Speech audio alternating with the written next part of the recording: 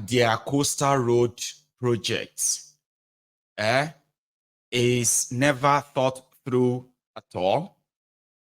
They have chosen to destroy hundreds of millions of dollars businesses to realize that. And if anyone thinks they don't know what they are doing, then maybe you are the one that is not paying attention.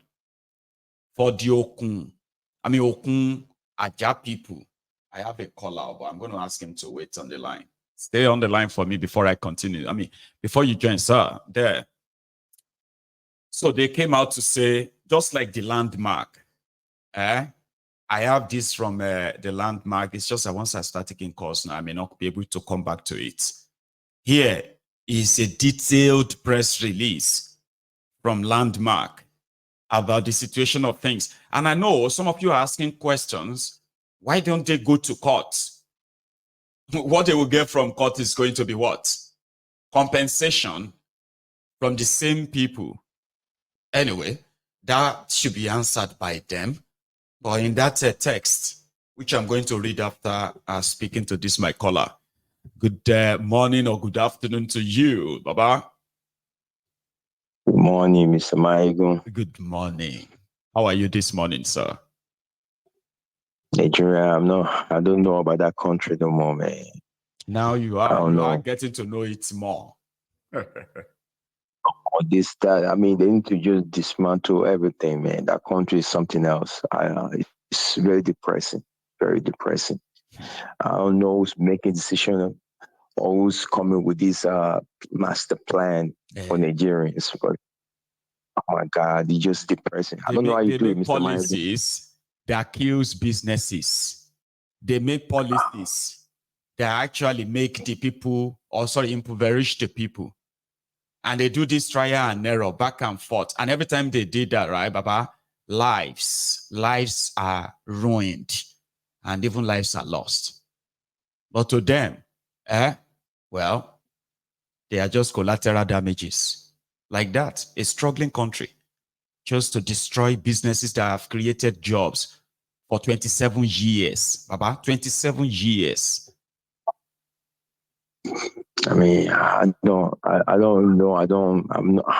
this, somebody go, hallelujah, man, you call people in, man. I don't know, I just don't understand it. How much they want in life. You know, to fair, they have all the money, and still they are making people suffering. For what? What? Oh my God, this is ridiculous, man. Oh Lord. And in Milo come, people, Nigerian Yoba, especially Yoba, Baba wa Tinubu, as if they gained something from this guy. What are they gaining from him? He's not doing nothing for you. Maba Agba Yoba nation.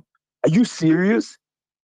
Like, how could anybody even believe that ridiculous statement? Somebody who, out of all the Yoruba states where the campaign advocacy for Yoruba nation, right, were so welcomed, okay? It's only in Lagos that they killed somebody because of the rally of Yoruba nation, only in Lagos. It's only in Lagos that they are threatening people. Don't come to Lagos. It was the Lagos that they were going to that led to them killing 2 people inside the Igbo's house and almost killed them too. Lagos. And somebody turned around and said, that same Tifnumbu is going to help them get Yoruba nation. Can people be so stupid and deluded to believe that? Yeah. Even the only thing that offends me is Sunday Igboho himself. He will refer to them as if they have master plan for Yoruba. Baba Wani Tinubu, so are you people that deaf? What's going on? It's ignorance. Did you hear about the acting industry that they say smoking anymore? The people that supported him. Oh my God, this guy. Moral police. Oh my God. Oh my God. Anyway, I don't know how to appreciate what you're doing, man. Because oh my God, every day, you give us this information every day. May God bless you, sir. May God bless you. May God bless you. Amen. All right, sir. You have a good one. Okay. Enjoy your weekend, Baba. So, brilliant. So I was talking about the change, the new development from the people who wanted to construct coastal highway. Now, ladies and gentlemen, apart from the fact that 1 trillion naira has been paid without due process to Tifnumbu's son, Sheyi Tifnumbu's company, Shaguri, the communities that are going to be affected, this is the only first one. Okay. Now, from the old plan, that is not this Tifnumbu's plan. This Tifnumbu's plan is so skewed and so fraudulent that the first month of announcement that they've awarded this or that, controversies have been trailing it. The Okwaja people, they are just 32nd after the business communities there, okay, the landmark and others. Now, this community, okay, they say they are going to build 38 bridges in the original plan of the coastal highway, right? So it was to be like, you see that third mainland bridge in Lagos? They were going to build 38 of that before they finally get to Calabar. A lot of you may not know, there are islands. I'm talking about lands on sea, reef, and the rest of them like that, along that path that makes it coastal. So all these islands, they will build bridges to cross them, or just build a stretch of bridge on a very stretch of water. Now, in your own belief, do you think these people and all they have shown so far can be trusted, that they will build the road, build the bridges, and deliver coastal highway in your lifetime? I am not actually saying that you should try to make me ignore the obvious and just believe that they may do it. What if they do it? I'm asking you, do you think they can? Right. Time shall tell. Because now, just 47 kilometers alone is why you are having all these controversies now. Okay? Because these are the areas of interest for Tifnumbu and his gang. And if you look at the map I just shown you, all of the land they claimed, the sea that they claimed back, other people did too. So their own is being kept intact, while others have their properties destroyed when they shouldn't. Now, some said, landmark and the rest of them are just collateral damages. The real target are those other lands that have already been claimed and have been sustained by these communities from the ocean surge. They are going to be very, very good choice properties if Tifnumbu could make it easier by building this road, okay, which will serve as the road to the city they are building there, Eko Atlantic City, Lekki Free Trade Zone, areas that you are likely going to need some clearance to access. That is what they are building. And the targets are not just the existing business. It's also some existing communities that they have no idea of how to get rid of them, except this. I never knew that they could respect our deities or just use that as an excuse to not want to to destroy whatever plan they have, because they have a lot of controversy on their hands already. They are doing a illegal thing, by the way. Yeah, and there's no way you can do any good thing illegally. Trust me, it is never going to be for good reason. So they succeeded when they held their third stakeholders meeting in Lagos. And finally, Umahi announced, okay, you can have your land. We can avoid you then and go back to the original plan. So you are safe now. And see the room.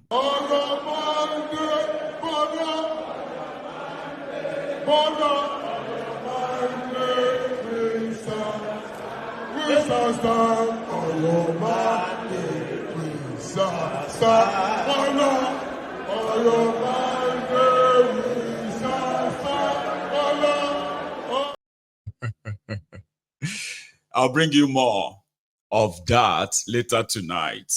But there is, what do you call it? I actually want to read, which is the position of Landmark and the recent development. Let me read that quickly before I take another call. Okay, so we can do that together anyway. So I could jump it like that. So according to them, they had to put this out there just for whoever is interested. So they said we are devastated. We are devastated by the horrific demolition of our much cherished landmark beach. It has indeed been the most difficult 8 weeks of our 27-year existence as an international organization. Whilst we accept the concept of the government's eminent domain right for the greater public good and understand the immense value of a coastal road as the first major development and pioneer business operating on the Water Corporation Road for almost 18 years, it is heart-wrenching to see the destruction of our world-class tourism platform that represented the hopes, dreams, and aspirations of thousands of families and over 50 micro and small beach businesses. Over the last few weeks, we had hoped that our sizable and growing tourism and socioeconomic impact would cause a change of heart, but this was unfortunately not so. Despite the pain and disappointment, we have resolved to take it on the chin and are now picking up the pieces to recreate a new, bigger, and even better entertainment, leisure, and tourism ecosystem.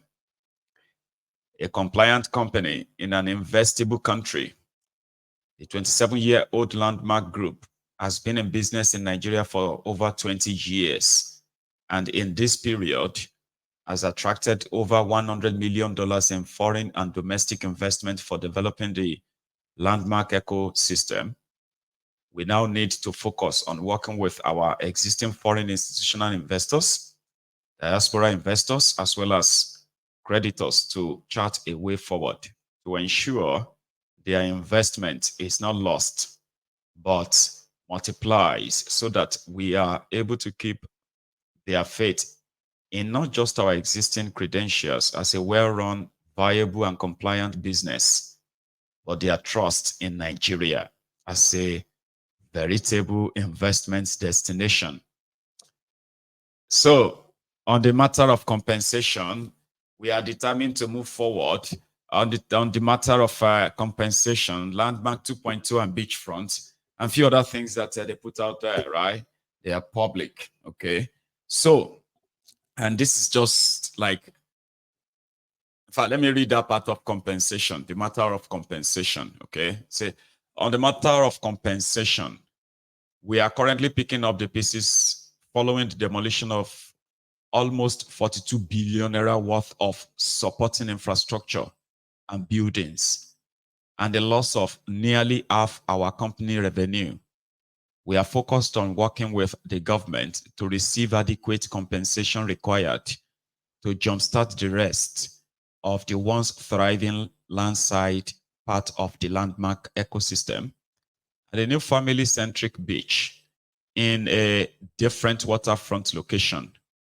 This will help to preserve the sustenance of the thousands of families whose livelihood have been threatened by the demolition, as well as recreate a platform for many of the small and micro businesses that were incubated on the landmark beach and adjoining beach resorts that were recently demolished.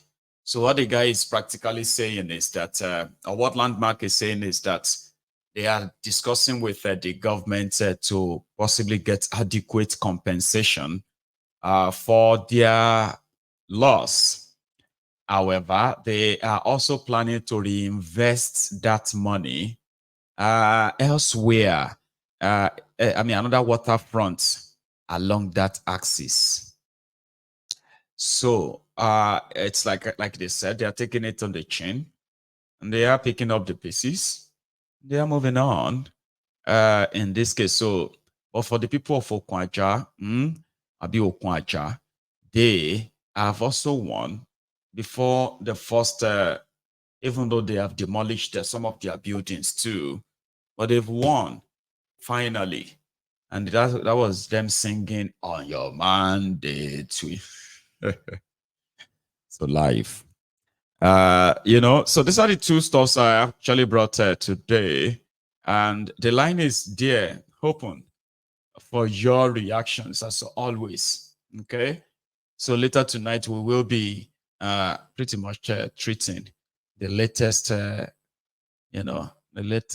diarrhea of 89-year-old Confessor Shoyinka. That will be later tonight. But here. Hello there. Mr. Mayago. Yes, sir. Good afternoon. Good afternoon. I can't believe I've gotten through to you. You just did. How are you? Very good. Very good. How are you? Well, I'm very well. Thanks for asking. I have to commend you, Mayago. Thanks, man. Well done for the job you're doing. Thank you. You're a national treasure. Sounds good. Okay?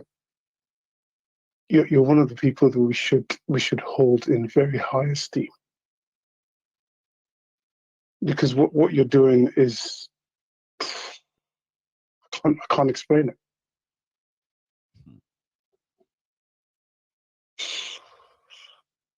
I'm a Nigerian. I left Nigeria in 1999. Oh. Okay, and I've been in the UK since then. It's been a while. It pains me when you see the sort of things that are happening in a country where we have no right to be where we are in terms of the suffering, the everything. You can't explain it to anyone. Like watching from far all those missed opportunities. When you think about it, if, as you said, if you think about the current situation in Nigeria and you're not angry, then you're not human. You can't be human. You can't. No. If they explain Nigeria to you, and at the end of it you are not angry, then it's either they didn't explain it better, or you are not human. Somebody who is just not real. Because if we take all the tribalism out of it, the human element of it is just not there at all. At all. No. Because, okay, before we talk about being wherever you're from, here, you're there, you're everywhere, the fact that you're a human being The humanity. It's not there at all. And people die in their thousands, and it's not a problem. You know what I mean? People that shouldn't die that way. No. It's not a problem. You did a program. It was a few months ago, and it was at the time it was reported there was about 60,000 people that have been killed, kidnapped, whatever. And I'm thinking to myself, I'm sat there and I'm thinking, 60,000 people go and watch a football match every year in this country. You know, every day in this country. And you're thinking to yourself, 60,000 people. Obviously, we know that it's probably 3 times that amount, but let's take that. But like, I mean, their own number. Let's use their own stats here. And then you see people asking, how did we get here? We got here because we've ignored the signs. We've entrusted so much. Entrusted our faith in people that lied to us in the first place. They made us think, these guys are the people that the heroes of Nigeria. And people will say, well, what do they know? Like, talking about humanity, brother, the humanity that is so missing, and it is widespread. Somebody was sharing a story with me, and they were talking about this new business that was coming to Nigeria at the time. So they now kind of asked recruiters to help them recruit for the job, right? So they are those who are going to have to set the requirement to be able to obtain the job. So they now set everything, and these guys were like, it is time to talk about their salary. And from their plan, they were like, in the US, we pay we pay by the hour, right? So, and here we know they just pay by the end of the month. Yeah. So does that mean that if we have plan of paying them $1,500, does that mean it's going to be so amount? No, you can't pay them $1,500. No. Okay. What happened in Nigeria, right? There's a payment system, and that's what you have to work with. They said these guys were willing, right, to pay averagely 500,000 at the time, 500,000 naira for the least paid staff. It was these recruiters in Nigeria that told them, no, they will not work. They won't work if you start giving them that much money. We start with 25,000. It was so ridiculous when I heard that story, and I was like, see, humanity is not just about those who lead, even those who are being led. But it's a system that they've created to keep the status quo. Because it's funny you say that, because yesterday I was thinking about it. Okay, so a bag of rice is whatever, 80,000. Okay, and how much is that in pounds? That should be somewhere around 70, 60, 17 pounds or thereabout. Right. Okay, so let's assume the minimum wage in the UK is 10,000. Oh, sorry, 10 pounds an hour. So in 8 hours, what? 80 pounds. Okay, say 60 pounds. So you take out this tax and all that. So you're telling me that the minimum wage, 35, 50, whatever it is, it's not even enough. Do you know what the minimum wage is? According to the exchange rate right now, where currently it's at 30,000, right? But they are not paying the 30,000 out of 36 states in Nigeria. All these years, right? Only 14 of them have managed to agree to pay the minimum wage of that 30,000. Okay, so the remaining 22 have not been able to. Now you see those 14, some of them are owing, but that's not the main story. Okay, so now they have increased the minimum wage to 54,000, Then they are Yeah. thinking of moving it to 57,000 a month, right? Yeah. And with the exchange rates right now, that is practically just about 25 pounds